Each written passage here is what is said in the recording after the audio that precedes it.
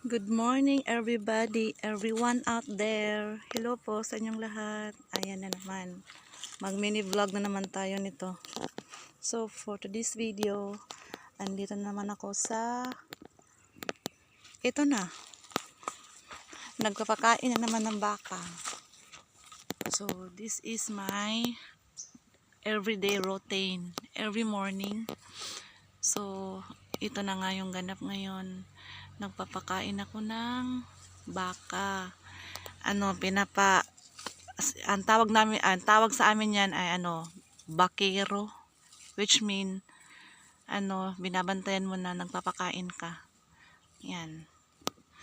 Ganito lang yung ko dito habang bawat araw. Ito yung ginagawa ko. Matapos naman ito ngayon, pagdating ng mga 10 AM, papainumin ko naman siya ng tubig. Pagkatapos, pupunta naman ako sa school para magpakain ng anak ko. After ng pagpakain ako sa anak ko doon sa school, babalik na naman ako din. Ganito ulit. Babalikan ko siya. Papakainin na naman. Kailangan bantayan para para hindi siya makasagasa sa mga tanim ng tao dito na yung may mga saging, ganyan. So, dapat talaga nabantayan mo siya. May naman siya, yung pwede, iganyan lang sa lupa. Ganyan. Kaso nga lang, kawawa kasi yung baka, walang masyadong pagkain dito kasi mainit. So yung mga damo namamatay. Kaya kailangan siya na bantayan. Hindi talaga madali hindi madali maging napakahirap talaga. Hindi madali maging mahirap. Super. Ang dami kong pinagdaanan. Gusto ko sanang magtrabaho ng mall muli, kaso nga lang yung anak ko hindi talaga pwede maiwanan. Pagdating ng lunch time, hindi pwede na hindi akong papakain. Kailangan talaga babantayan siya. So habang wala pa yung oras, habang naghihintay pa ako, dito muna ako sa kabukirin. Pabantayan ko naman to.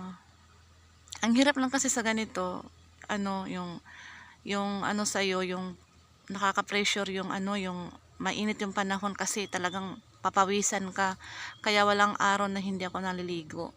Every morning talaga ligo. Tapos mamayang hapon na naman after ng mga 5 PM bago matulog, ligo na naman. Actually, may kasama siyang ibang baka dito. Ayun, no. Yun.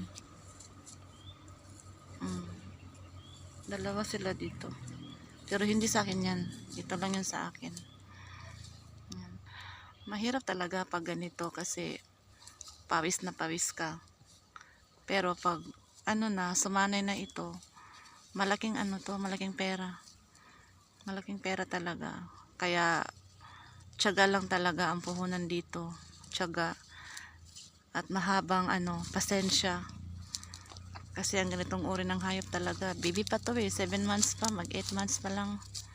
Kailangan talaga ng malaking pasensya para ganun, may may makukuha tayong nito, reward.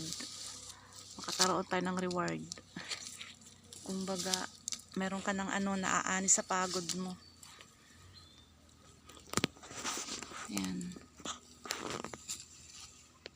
Ayan o. Kain siya ng kain.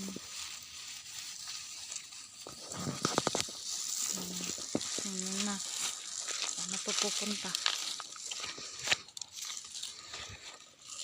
Kinain na nga yung saging ng ibang tao. Ayan. Hinihila ko na siya para hindi na naman siya makakain ng tanim dito. Hirap talaga pag ganito. Pawis at pagod yung puhunan dito. Pero pag sanay ka na talaga, pag probensya talaga, pag sanay ka na sa ganitong gawain, yung hirap, talagang parang na lang sa'yo. Yung easy na lang sa'yo ba? Mga ganito.